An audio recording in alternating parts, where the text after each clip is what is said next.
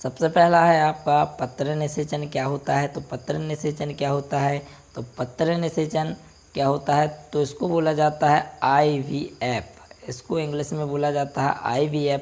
इसको बोला जाता है इन विट्रो फर्टिलाइजेशन। क्या बोला जाता है, इन विट्रो फर्टिलाइजेशन यहाँ पर बोला जाता है। और बात करें तो इसकी खोज कब हुई थी, तो इसकी खोज दोस्तों 1978 ईस्वी में हुई थी। कब हुई थी, 1978 ईस्वी में। कहाँ हुई थी, तो ये आपके यूके के वैज्ञानिक के द्वारा की गई थी। तो यूके के वैज्ञानिक कौन कौन ने, पैट्रिक स्टेप्टो एवं रॉबर्ट एडवर्ड के द्वारा जो है पत्र निषेचन विधि की यहाँ पर खोज करी गई थी। इस विधि में क्या होता है, शरीर से बाहर परंतु अंदर जैसी परिस्थितियाँ कांच के पात्र में निषेचन करवाकर भ्रूण तैयार किया जाता है। इस नवजात भ्रूण को बाद में स्त्री के गर्भाशय में रोपित कर दिया जाता है। तो देखिए, सबसे पहला हम आपको बता दें कि पत्र निषेचन में क्या होता है दोस्तों, कि इस तरीके का क्या होता है, कांच का पात्र होता है। अब स्त्री द्वारा क्या होता है, अंडा से प्राप्त, वो कैसे प्राप्त करेंगे हम स्त्री से अंडा से, तो वो हम प्राप्त करेंगे एक ट्यूब के माध्यम से।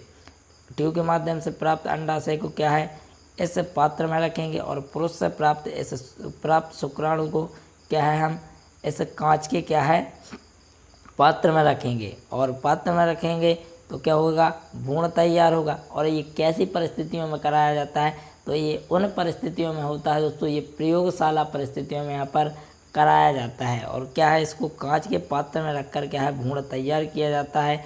और दोस्तों भ्रूण इस प्रकार तैयार होता है जैसे मानो कि गर्भ में ही क्या है भ्रूण तैयार हो रहा हो। और भ्रूण तैयार होने के बाद क्या है, इसको दोस्तों कहाँ पर, गर्भाशय में रोपित कर दिया जाता है। इस तकनीक को जो है पत्र निषेचन यहाँ पर बोला जाता है। बहुत ही आसान शब्दों में यहाँ पर मेरे माध्यम से बताया गया है कि क्या होता है, कि देखिए IVF क्या होता है। IVF में क्या होता है कि इस विधि में जो होता है, जो भ्रूण बनता है वो क्या होता है, शरीर से बाहर इसका निर्माण होता है।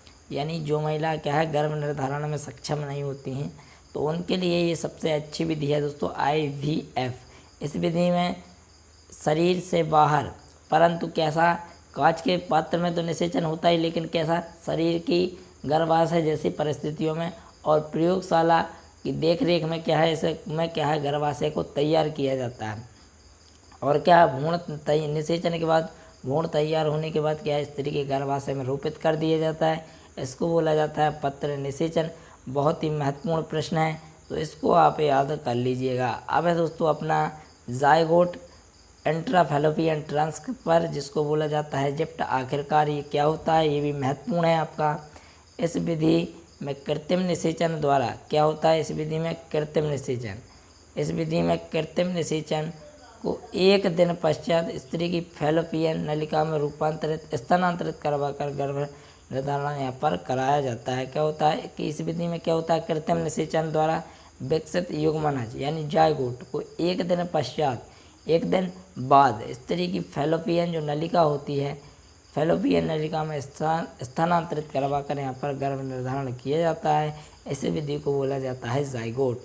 अब है अपनी आज की अंतिम विधि, वो है आपकी जिप्ट, जिसको बोला जाता है गैमेट इंट्राफैलोपियन ट्रांसफ़र।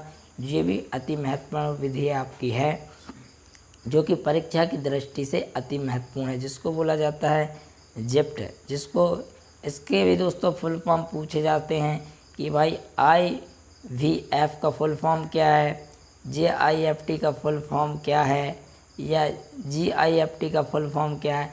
तो इनके भी क्या है फुल फॉर्म यहाँ पर पूछे जाते हैं, जो कि आपके अति महत्वपूर्ण यहाँ पर होते हैं। अब है आपका गैमेट इंट्राफैलोपियन ट्रांसफ़र।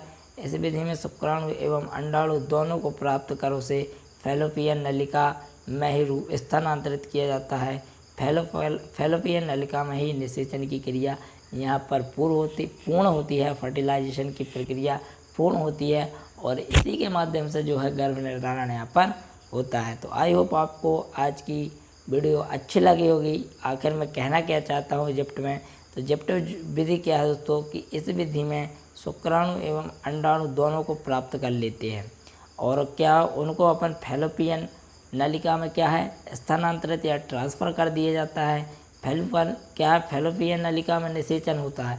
इस कारण से जो है क्या शुक्राणु अंडाणु को क्या है फैलोपियन नलिका में ट्रांसफ़र कर दिया जाता है, क्योंकि वहीं पर क्या होता है फैलोपियन नलिका में निषेचन होता है, इसलिए क्या है इसको जो है शुक्राणु अंडाणु को फैलोपियन नलिका में ट्रांसफ़र कर दिया जाता है। इससे क्या होता है गर्भ निर्धारण की प्रक्रिया होती है।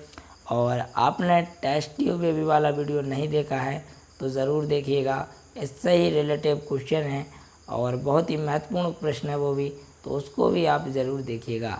तो आई होप आपको आज का ये वीडियो कैसा लगा, तो चैनल को सब्सक्राइब और वीडियो को अधिक से अधिक शेयर कीजिए, और जो भी अभी तक लाइक नहीं किए हैं तो लाइक कर दीजिए। आप सभी लोग लाइक शेयर और सब्सक्राइब नहीं कर रहे हैं दोस्तों, तो आप सभी लोगों से गुजारिश है कि सब्सक्राइब लाइक और वीडियो को देखने का कोई भी पैसा नहीं लगता, सब कुछ बिल्कुल फ्री है दोस्तों।